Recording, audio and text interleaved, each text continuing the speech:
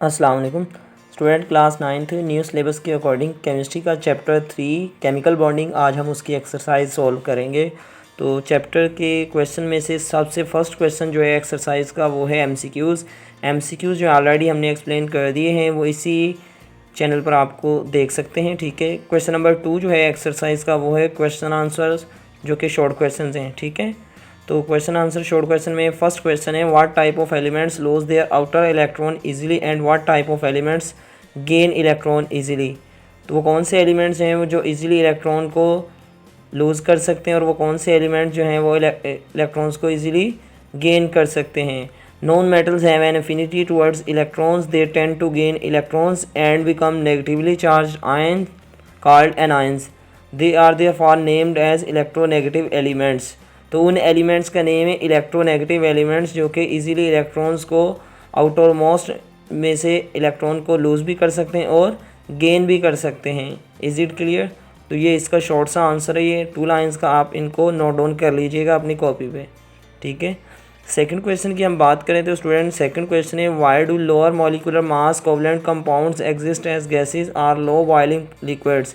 जो ऐसे covalent compounds जिनका जो है मॉलिक्यूलर मास कम होता है वो गैस या फिर लिक्विड्स क्यों ही एग्जिस्ट करते हैं। इसकी रीज़न ये है because of their weak intermolecular forces which make easier for molecules to separate and move apart. क्योंकि इन मॉलिक्यूल्स के दरमियान जो है इंटरमॉलिक्यूलर फोर्सेस वीक होती हैं। ठीक है, तो यही रीज़न है कि ये मॉलिक्यूल्स हैं जिनका मॉलिक्यूलर मास जो है उन कंपाउंड्स जो कि कोवलेंट कंपाउंड्स हैं, मॉलिक्यूलर मास कम होने की वजह से वो एग्जिस्ट करते हैं या फिर गैसेस या फिर बॉइलिंग लिक्विड्स में, क्योंकि इनकी जो इंटरमॉलिक्यूलर फोर्सेस हैं वो वीक हैं। ठीक है, क्वेश्चन नंबर 3 जो है वो है give one example of an element which exist as a crystalline solid and it has covalent bonds between its atoms. तो वो कौन सा एलिमेंट है जो कि एग्जिस्ट करता है क्रिस्टलाइन सॉलिड में और इनके एटम्स के बिटवीन में जो बॉन्ड है वो कोवलेंट बॉन्ड पाया जाता है। तो वो एलिमेंट कौन सा है जी? कार्बन। यानी कि कार्बन की कौन सी form? Diamond is a allotropic forms of carbon. ये ऑलरेडी हम फर्स्ट चैप्टर में पढ़ के आए हैं। तो जस्ट इसका आंसर है डायमंड, या आप ब्रैकेट में कार्बन भी लिख सकते हैं। Diamond is an example of an element which exist as a crystalline solid and it has covalent bonds between its atoms. तो डायमंड ही वो एलिमेंट है जिसमें एलिमेंट जो हैं क्रिस्टलाइन सॉलिड फॉर्म में एटम एग्जिस्ट करेंगे और इनके जो एटम्स हैं इनके बिटवीन में जो बॉन्ड होगा वो कोवलेंट बॉन्ड पाया जाएगा। इज़ इट क्लियर जी? क्वेश्चन नंबर 4 जो है वो है student which property of metals makes them malleable and ductile. Metals की वो कौन सी प्रॉपर्टी है जिसकी वजह से मेटल जो है मेलेबल हैं या फिर डक्टाइल है। ठीक है, सबसे पहले मैं आपको एक कॉन्सेप्ट दे दूँ, मेलेबल और डक्टाइल क्या होता है। ठीक है, अगर हम किसी भी मेटल को अगर उसको हम कूटने के बाद यानी कि उसको पुश करने के बाद फोर्स लगाने के बाद अगर उस मेटल को हम शीट्स में चेंज कर लें तो उसको कहते हैं मेलेबिलिटी। अगर उसी मेटल को हम जो है खींच कर लंबी तारें बना लें, वायर बना लें, तो उसको कहा जाता है डक्टिलिटी। तो मेटल्स में ये प्रॉपर्टीज़ क्यों पाई जाती हैं? Metals are malleable and ductile because of their ability to undergo plastic deformation without breaking. यानी कि मेटल्स के अंदर ये जो प्रॉपर्टी होती है कि ये डिफॉर्मेशन ईजिली हो जाते हैं, यानी कि अपनी शक्ल जो है इजीली चेंज कर सकते हैं टूटने के बगैर। This property is due to metallic bonding present in metals which allows the layers of metal atoms to slide over each other when a force is applied. ठीक है, तो ये प्रॉपर्टी मेटल्स में इसलिए पाई जाती है क्योंकि इनके अंदर जो बॉन्ड होता है वो मेटेलिक होता है। जैसे ही मेटल्स के ऊपर फोर्स लगती है तो इनके ऊपर एक लेयर्स बनी होती है एटम्स की, जो कि एक दूसरे को स्लाइड ओवर कर देती है और इस तरह से मेटल्स जो हैं ब्रेक डाउन नहीं होती, लेकिन इनकी शीट्स या फिर लंबी वायर्स ईजिली बन जाती है। ठीक है, तो यही वो रीज़न है जिसकी वजह से स्टूडेंट मेटल जो हैं वो इजीली मेलेबल और डक्टाइल है। तो ये शॉर्ट क्वेश्चन है, आप नोट डाउन कर लीजिएगा।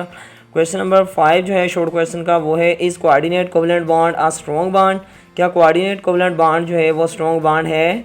ठीक है, तो आंसर है yes, coordinate covalent bonds are strong bonds but not stronger than covalent bond. लेकिन जो कोऑर्डिनेट कोवलेंट बॉन्ड जो है वो कोवलेंट बॉन्ड से ज़्यादा स्ट्रॉन्ग नहीं है। In a coordinate covalent bond the shared electron pair donated by one atom. तो ये हम ऑलरेडी पढ़ चुके हैं कि जो कोऑर्डिनेट कोवलेंट बॉन्ड जो है वो कब बनता है?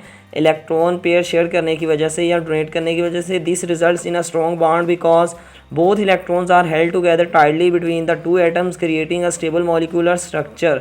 ठीक है। तो ये जो बॉन्ड होगा ये दोनों एटम्स के दरमियान में होगा, इसलिए ये एक स्टेबल मॉलिक्यूलर स्ट्रक्चर बनाएंगे। This type of one sided sharing of electron provides the strength which makes it a strong type of covalent bond.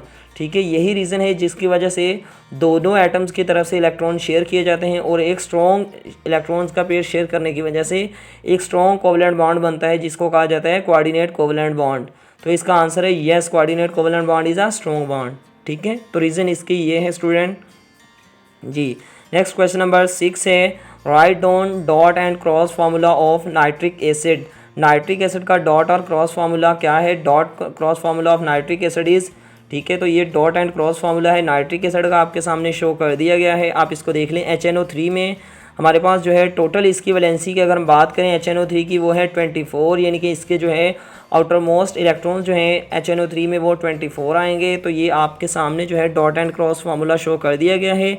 Nitrogen के जो है तीनों तरफ ऑक्सीजन और एक ऑक्सीजन के साथ हाइड्रोजन भी अटैच हो जाएगा और ये सारे के सारे इलेक्ट्रॉन्स शो करवा दिए गए हैं। This is dot and this is cross. Dot and cross structure जो है HNO3 नाइट्रिक एसिड का यहाँ पर शो करवा दिया गया है। This is the dot and cross structure of nitric acid. Is it clear? Then हमारे पास स्टूडेंट क्वेश्चन नंबर 3 आ जाता है। ठीक है, एक्सरसाइज का कंस्ट्रक्टेड रिस्पॉन्स क्वेश्चंस, तो इनको भी हम इजीली एक्सप्लेन करेंगे। इनके आंसर जो हैं शॉर्ट एंड स्मार्ट मैंने एक्सप्लेन कर दिए हैं। फर्स्ट क्वेश्चन है YHF यानी कि hydrofluoric acid is a liquid while HCl is a gas. क्यों HF जो है एक लिक्विड है और HCl एक गैस है? HF forms hydrogen bonds due to fluorine high electronegativity and small size creating strong intermolecular forces. These bonds require significant energy to break, resulting in a liquid state at room temperature. जो HF bond जो है यानी कि इसमें जो है fluorine is the most electronegative elements in the periodic table, यानी कि जो HF में फ्लोरीन है इसकी इलेक्ट्रोनेगेटिविटी जो है वो सबसे ज़्यादा होती है पीरियोडिक टेबल में। इस वजह से इसको ब्रेक डाउन करने के लिए जो है एनर्जी रिक्वायर होगी, इसी वजह से ये लिक्विड स्टेट में पाया जाएगा। जबकि HCl जो है इसके लिए एनर्जी कम होगी और इसमें जो वीक डाइपोल फोर्सेस पाए जाएंगे, डाइपोल डाइपोल इंट्रैक्शन, इस वजह से ये गैशियस स्टेट में पाया जाएगा। ठीक है, तो इसका आंसर जो है इजीली सिंपल ये रीज़न है सारे के सारे स्टूडेंट। आप शॉर्ट आंसर इसका ये भी है, HF hydrogen bonding gives it a liquid state, weaker dipole forces keep HCl gaseous, यानी कि जो HCl में जो है वो डाइपोल फोर्सेस पाई जाती हैं जो कि वीक हैं और HF में जो है हाइड्रोजन बॉन्डिंग पाई जाती है। Hydrogen bonding is a strong bonding. Is it clear जी? कंस्ट्रक्टेड रिस्पॉन्स क्वेश्चन में स्टूडेंट हमारे पास जो है सेकंड क्वेश्चन है, why covalent compounds are generally not soluble in water. कि कोवलेंट कंपाउंड जो हैं वो वाटर में सोल्यूबल क्यों नहीं है? Water is a polar solvent while most covalent compounds are non polar. Water जो है हमें पता है कि एक पोलर सॉल्वेंट है और पोलर सॉल्वेंट जो है सिर्फ पोलर में ही सोल्यूबल होंगे जबकि नॉन पोलर में सोल्यूबल होंगे। इसी तरह हमारे पास जो वाटर है एक पोलर सॉल्वेंट है और जो कोवलेंट कंपाउंड्स होते हैं वो नॉन पोलर होते हैं। Non polar molecules can not form effective interactions with waters polar molecules leading to insolubility. तो यही रीज़न है कि नॉन पोलर कंपाउंड जो है यानी कि कोवलेंट कंपाउंड्स नॉन पोलर होने की वजह से वाटर पोलर कंपाउंड में सोल्यूबल नहीं होते। ठीक है, how do metals conduct heat. Question number 3 है, how do metals conduct heat. Metals जो हैं किस तरह से हीट को ट्रांसफ़र करवाती हैं, कंडक्ट करवाती हैं। तो इसकी एक्सप्लेनेशन ये है, डीलोकलाइज्ड इलेक्ट्रॉन्स इन मेटल्स। जो मेटल्स के डीलोकलाइज्ड इलेक्ट्रॉन्स हैं यानी कि फ्री इलेक्ट्रॉन्स जो हैं मेटल्स के वो ट्रांसफ़र करते हैं थर्मल एनर्जी को यानी कि हीट को। Vibrations of metal ions further propagate heat through the lattice. जो मेटल्स की वाइब्रेशंस होती है वो भी इलेक्ट्रॉन्स को क्या करेगी? ट्रांसफ़र करेगी in the form of heat. Is it clear? जो इसका इजी आंसर है स्टूडेंट वो ये है, electrons and ion vibrations enable efficient heat transfer in metals. जो इलेक्ट्रॉन्स होंगे और आयन होंगे इनके वाइब्रेशंस की वजह से जो है हीट ट्रांसफ़र हो जाएगी। तो रीज़न इसकी ये है स्टूडेंट, आप ये सारा का सारा एक्सप्लेन कर दीजिएगा, इजीली आपका शॉर्ट क्वेश्चन कंप्लीट हो जाएगा। देन क्वेश्चन नंबर 4 है कंस्ट्रक्टेड रिस्पॉन्स क्वेश्चन का, how many oxide does nitrogen form, right the formula. तो नाइट्रोजन के कितने ऑक्साइड बनाता है? नाइट्रोजन कौन कौन से ऑक्साइड बनाता है? Nitrogen form 6 oxides. Nitrogen 6 oxides बनाता है, उनके फार्मूला जो हैं वो मेंशन कर दिए गए हैं with name. Nitrous oxide N2O, nitric oxide NO। Then number 3 में nitrogen oxide NO2, di nitrogen trioxide N2O3, di nitrogen tetroxide N2O4, di nitrogen pentoxide N2O5। तो ये 6 ऑक्साइड जो है नाइट्रोजन शो करवाएगा, ये 6 नाइट्रोजन फॉर्म करवाएगा ठीक है। ये सारे के सारे इनके नेम ऑलरेडी ऊपर एक्सप्लेन कर दिए गए हैं और इनके फार्मूलाज भी आप देख सकते हैं। इज़ इट क्लियर जी। नेक्स्ट हमारे पास जो है कंस्ट्रक्टेड रिस्पॉन्स क्वेश्चन में स्टूडेंट क्वेश्चन नंबर 5 है, what happens when sodium bromide NaBr is treated यानी कि रिएक्टेड विद AgNO3। जब सोडियम ब्रोमाइड रिएक्ट करेगा सिल्वर नाइट्रेट के साथ इन वाटर में तो क्या रिएक्शन होगा। आप प्रिसिपिटेशन रिएक्शन अकर्स यानी कि प्रिसिपिटेट बनेंगे, ठीक है, रसूब बनेंगे। वो कैसे बनेंगे, AgNO3 NaBr silver nitrate reaction करेगा सोडियम ब्रोमाइड के साथ तो हमारे पास जो है सिल्वर ब्रोमाइड बन जाएगा। और इसी तरह सोडियम जो है पॉजिटिव आयन है और ये NO3 नेगेटिव के साथ बॉन्ड बना लेगा NaNO3 सोडियम नाइट्रेट और सिल्वर ब्रोमाइड जो है हमारे पास प्रोडक्ट आ जाएंगे। Silver bromide insoluble in water forms a pale yellow solid. जो हमारे पास सिल्वर ब्रोमाइड होगा ये जो है सोल्युबल नहीं होगा वाटर में, इनसोल्युबल है।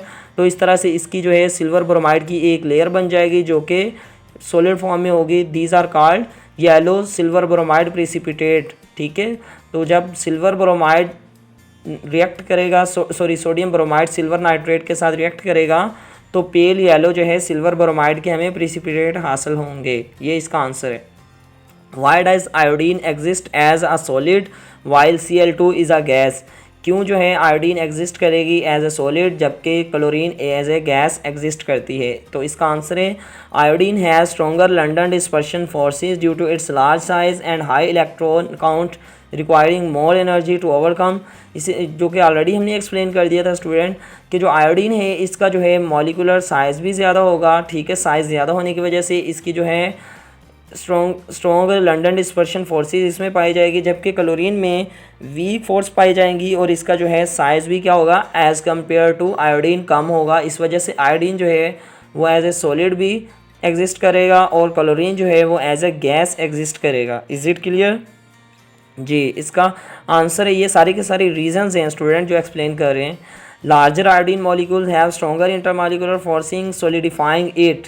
तो यही रीज़न है कि आयोडीन का जो है साइज़ क्या होता है लार्जर होता है और इनमें स्ट्रॉन्गर इंटरमॉलिक्यूलर फोर्सेस पाई जाती हैं जिसकी वजह से आयोडीन जो है वो सॉलिड एग्जिस्ट करेगा, ठीक है। तो यहाँ तक स्टूडेंट आपके जो है सारे के सारे short questions constructive response questions हो गए हैं कंप्लीट। तो लेक्चर जो है वो ज़्यादा लेंथी हो रहा है। हम नेक्स्ट लेक्चर में इंशाल्लाह आपके साथ एक्सप्लेन करेंगे देन लॉन्ग क्वेश्चंस को।